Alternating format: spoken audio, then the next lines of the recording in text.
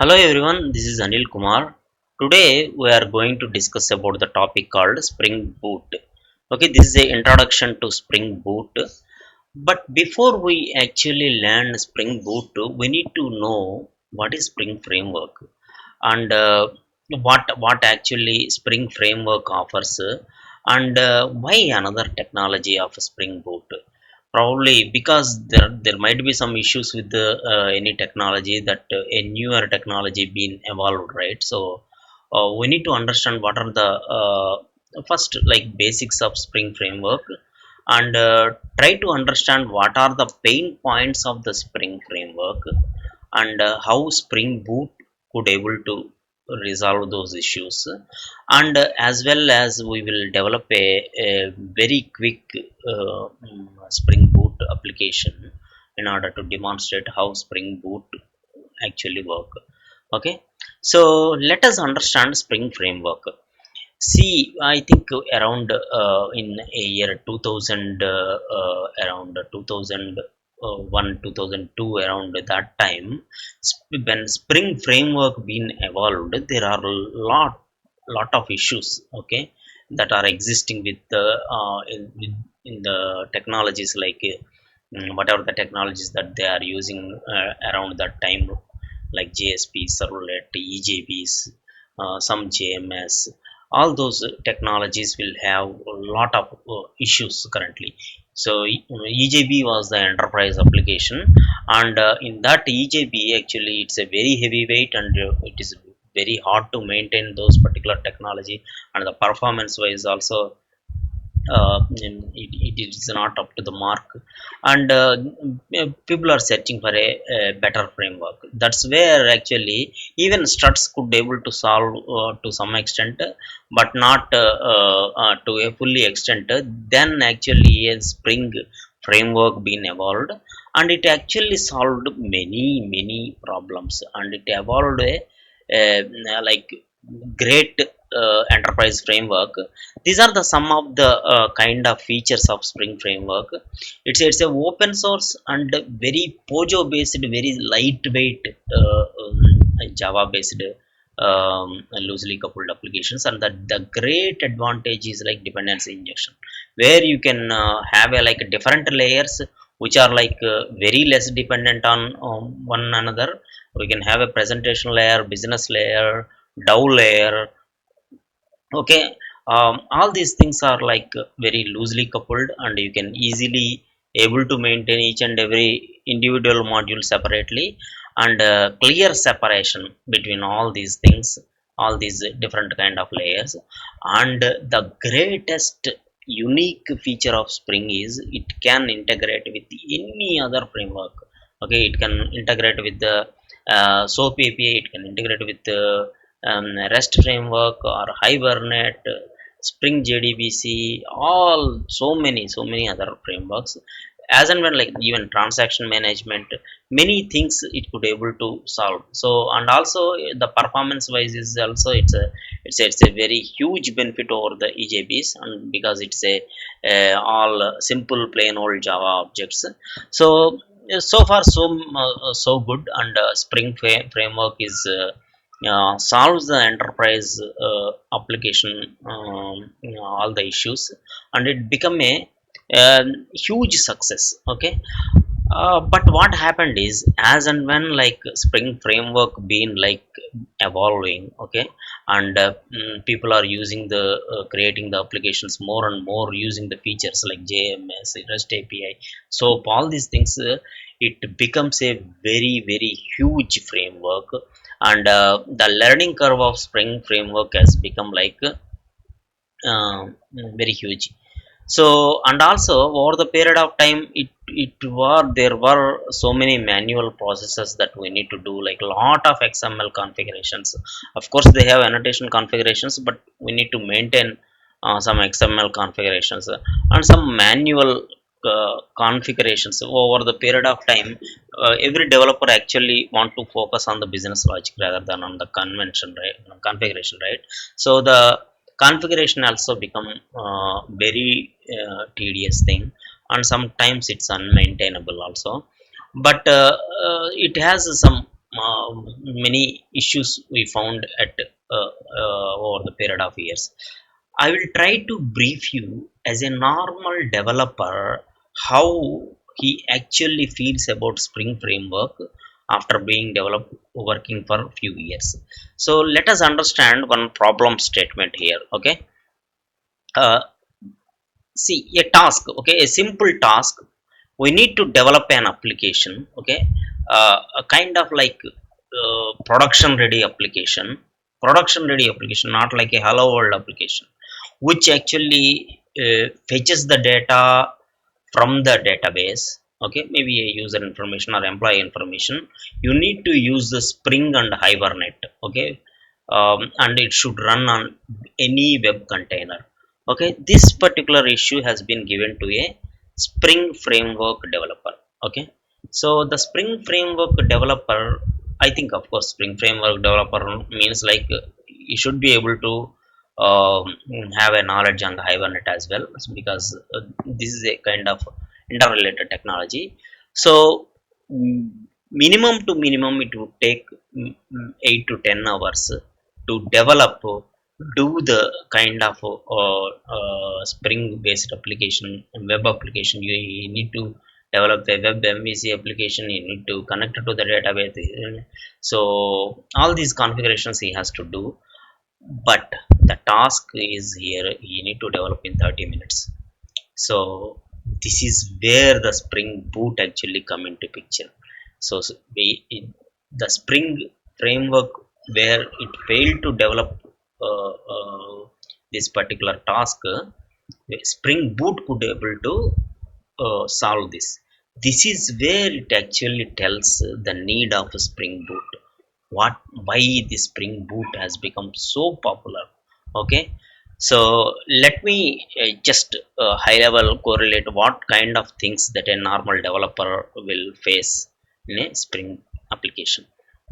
So what are the setup issues? Okay, so he has to develop, download and set up a server. Okay, a web server, and he has to download and install the database. Okay, which database? Probably Oracle database, PL SQL, database, MySQL database, or whatever the database like PostgreSQL, whatever he has to configure. He has to manually download required the Spring jars. Of course Maven will do that, but he has to identify those particular which is the respective kind of Spring jar files, because he has to use the Hibernate. He has to download the Hibernate jar files using the Maven. And the biggest issue here is the version compatibility. Maybe which he might be using a Spring version of a Spring 3.0, and he would be confused like which kind of database version you need to use, which kind of Hibernate version he has to use. Probably he will put some version, maybe it may work or it may not work. If it won't work, he will try to solve the issue. Okay, it will take some time. Okay, these are all kind of setup issues. Okay, so and also the related database driver also he has to set up. And for a web MVC application, you need to configure web.xml, you need to configure the other XMLs like uh, Spring Servlet XML, you need to embed it, dispatcher servlet, all these configurations, URL mapping that you have to do, and many other XMLs, maybe like Hibernate XML. Okay, application context, all these things he has to manually configure. That's why it is taking lot of time. Probably he's just reading the information of a user and pulling the data. It's a simple select query, but to connect to database, to go there, okay, he has to do these kind of things. But and also remember, these are all common to each and every application. Okay, whatever the new application, if you want to set up a new application, this setup work would be common for all new applications. Maybe once you set up, probably this is fine, but also you need to maintain all these things. Okay, that is another problem. Whatever you develop, you need to maintain it, right? That is how the software industry is. So these are the very typical issues. See how Spring Boot could able to solve all these issues. I will show you one sample application here. it would radically faster. It is a radically faster application and getting started, kick started starter projects. Okay. And no clumsy XML configuration. Even if you see the pom.xml, you will see just a starter application. If a normal Spring framework, if you see 10 entries, it would solve with 3 to 4 entries with the starter projects. Okay. And yeah, that's what the starter forms, and that there is no XML. Okay. In Spring Boot there is no XML. Okay. uh, Everything would be managed by the application properties. Okay. You have different kind of environments, different kind of profiles you can manage with the different application properties. Okay. And use property files. That is what the very fast development and production ready code. And it is not like a hello world, it's a like a production ready code you can able to deploy on any web container. Okay. You don't need to worry about the configuration whether it will work or not. Okay.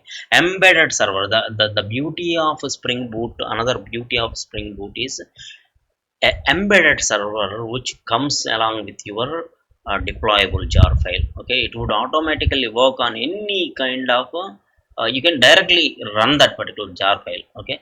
And there is auto configuration. The greatest feature of Spring Boot is the auto configuration, which would automatically cease based on the annotation. Okay, yeah, this is a REST control, this is the MEC application, this is the database annotation. All these things it would automatically gets configured, and everything would be connected automatically. So let me demonstrate how the Spring Boot, okay, able to solve. We will go one feature at a time, but for this demonstration, this demo, I'm trying to create a application. This is the just a high level theory. So let me, the go to approach would be for Spring Boot. You need to go to start.spring.io. This is the site where you can go to create a very quick way of creating the Spring Boot application. This is called Spring Initializers. So Spring Initializers means all startup form entries it would make you and give you a ready-made project for you. Okay. You no need to worry about the setup. You no need to do the research for your setup of your project. uh, Go to start.spring.io, and this is the Maven project that I am going to create. So it is been selected, and Java, of course I am using the Java language. And which version of Spring Boot you need to use. So I'm keeping this default version because this is a stable 2.2.6, the current version. So it is asking automatically, it is giving some kind of example group ID, artifact ID. If you know about Maven, you might be knowing all these things. Otherwise I will explain what is the Maven and all. Group artifact ID, this would automatically gives you like some com.example.demo. And if you go to add dependencies, suppose you may be as per the task that is being given, you need to develop a web application with Hibernate, with database connectivity, right? So I need to add a web. Okay. And so web application, you just click on Spring Web. Okay. You can check. So it would be added in the sense, it's not been added currently. It's just been selected. So it would make an entry to the pom.xml. And add dependencies, you need another kind of JPA also, right? So for the Hibernate, so you can add this particular dependency as well. And add dependency, there is another dependency, you need to use some database, right? So the database I'm trying to use maybe in memory database at this moment. Maybe later we will change to the sophisticated database, but a H2 database I'm trying to use it. Okay. So you can click on generate project here. Okay. Generate, it would give you the necessary project. Okay. You just need to import it, this one, okay, into your project, and this would work for you. And there is another way. Okay. You can go to um, uh, there is a special tool. Okay. Similar to Eclipse, Spring tool suite been created for developing Spring Boot applications. you can go to this one. This is very similar to Eclipse, don't worry. Okay, so this would be Spring Tool Suite for Eclipse. You can download whatever the operating system. If you are, I'm using Windows, so 64-bit. You can click on here and you can download that Eclipse, and once you open, it would look like this. And you can create a project here. Okay, it is very much similar what we have done in the start.spring.io. Click on spring start.spring.io. I'm creating my project name. I'm giving the Java 5. Okay, I'm using Maven. Okay, this is a packaging jar file. Language I am using Java version is this one. Okay, and artifact ID I'm using maybe Spring Boot or Demo 5. Okay, rest all I'm keeping the same thing, the package and all. So these are all normal things if you are very much familiar with the Maven project. And next, if you uh, so these are the starter projects. So you need a web, JPA and H2 database. That's what we have given the entries in the start.io, right, to develop a web application which needs to connect to the database. So you can just type web. Okay, so you would get Spring Web. So don't choose other things, Spring Web. And see, on the right hand side it popped up. It's been selected and it been popped up. There is a JPA. Okay, Spring Data JPA, that also been selected. And I need just an in-memory database for time being. You can have like so many other databases as well. So H2 database. So all I have selected and just click on finish. Okay, if you see on the bottom right corner, it is getting imported, the project gets created. uh, so once this particular project being created, it would take some time because it has to download all the respective dependencies for the MVC application, like web application, related jar files for the database. Okay, and related jar files for the H2. Okay, and starter projects. And it would also do the necessary configuration. Okay, so a normal application would look like. Maybe in the meantime I will show in the earlier project also. So this is how it would create. So if you open the Maven dependent, this is the demo 4. Okay, earlier which I created. Once this is created, we will jump on to demo 5. Okay, so we have this particular demo 4. That later, let me open what are all dependencies it has been downloaded. Okay, if you see, let me the pom.xml. Okay, first thing we need to see the pom.xml. So if you open the pom.xml, I think it is opening up. Please bear with me for a couple of minutes. So you can see whatever we have selected. Okay, so here, see, this is the Spring Boot starter pan.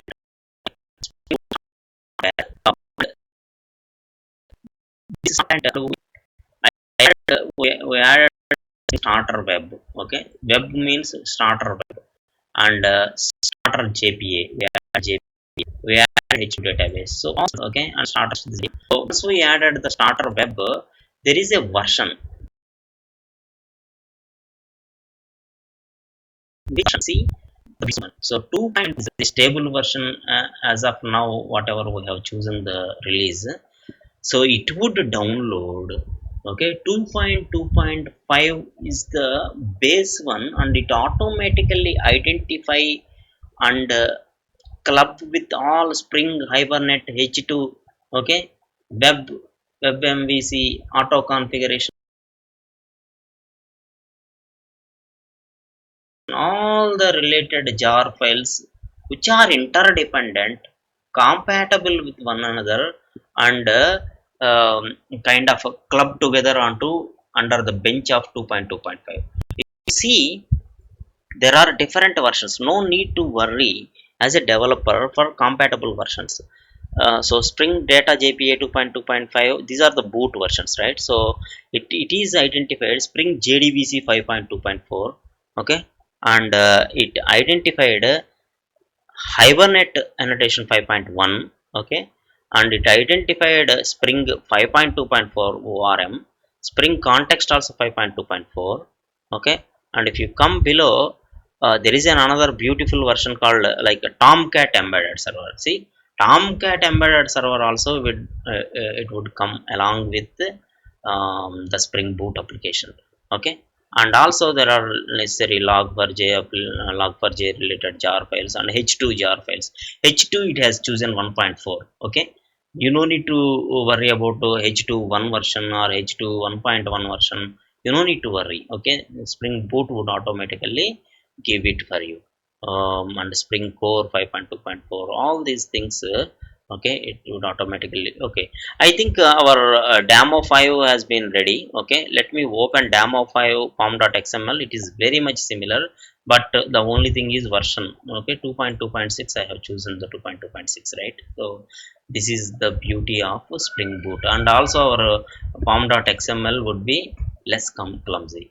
Otherwise, in normal web MVC, you need to add the MVC artifacts. Okay, different kind of web components. Many like what is that, Spring Core, Spring Context. Okay, all these kind of things you need to add, right? Spring ORM, all those things, but it is not needed here. Okay, and let me open, is there any Java file here? Okay, if I open the Java file, demo 5 application, it is actually given a ready standalone public static void main. Okay, and another beauty is you can just run this particular application. Okay, you can just run the demo 5. Sorry, I think I ran other one. Let me, and I think if you see in the bottom, there is no server at all. It is automatically embedded. Let me run this demo 5 application, run as application. You can run even in a web application using the standalone application. I am running this Spring Boot application. See, the beautifully it has been printed 2.2.6, and it is printing. There is a lot of stuff is going on. I will explain you in very detail what is happening inside. Okay, and Spring Boot demo application has been started. It has kick-started the Tomcat server, and it is taken 8.4 seconds, 8 seconds. Okay, and it is been listening on 8080 port, and I want it over all these configurations has been started, and it is listening on the port. But let me uh, just create one simple class to show you some output. Okay, to show you some output, let me uh, create a class. Okay, I'm calling this one as a simple welcome controller. Okay, some welcome controller. Okay, I'm clicking on the finish. So this as a kind of web component. I'm writing simple method called public kind of void welcome.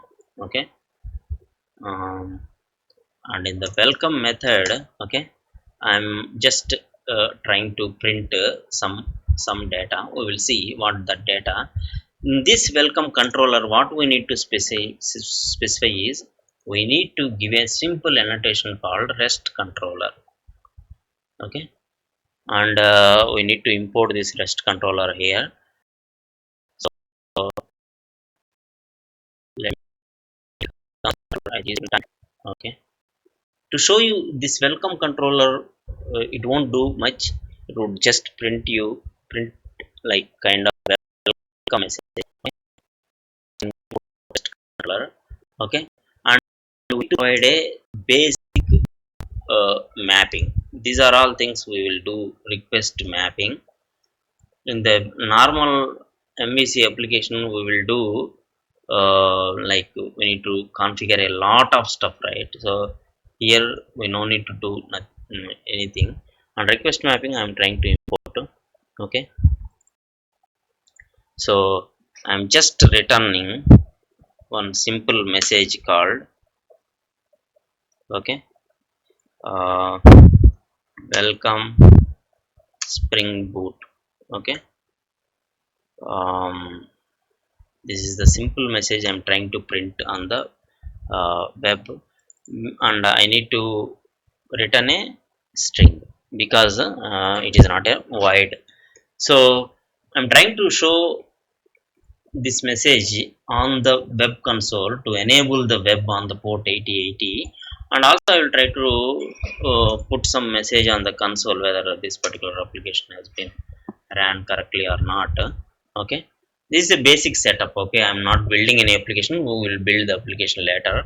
Okay, spring boot first app, okay, something. Okay, I'm again rerunning. Probably I need to every time remember in spring boot you need to stop this server and start again, because this port would be automatically, because it is an embedded server, this port automatically allocated to that particular application.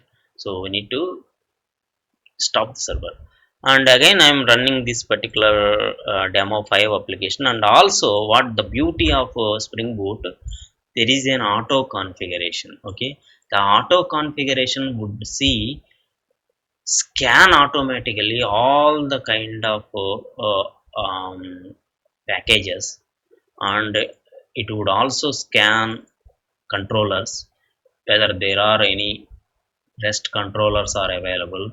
It would automatically enable the REST component which would be listening on 8080 port, and it would ready to serve the requests, or it would able to accept the requests which are slash welcome. Okay, and we will see what happens. Okay, let me run this demo 5 application. Okay, um, run as application, right? Run as Java application or Spring Boot application, both are fine. Okay, and it is running this application. Inside stuff what it is doing, even I will further explain. Okay, and see our output got printed Spring Boot first app, and our what is our path, path URL localhost 8080 slash, this is the URL, right? The URL would be slash welcome.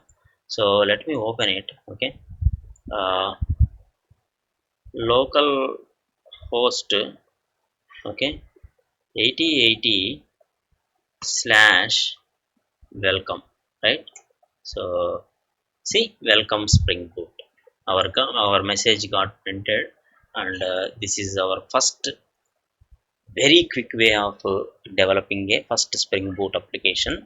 So this is how, with very very minimal configuration, and ready to kickstart the application. Okay, we will enhance further to application for we will connect it to the database.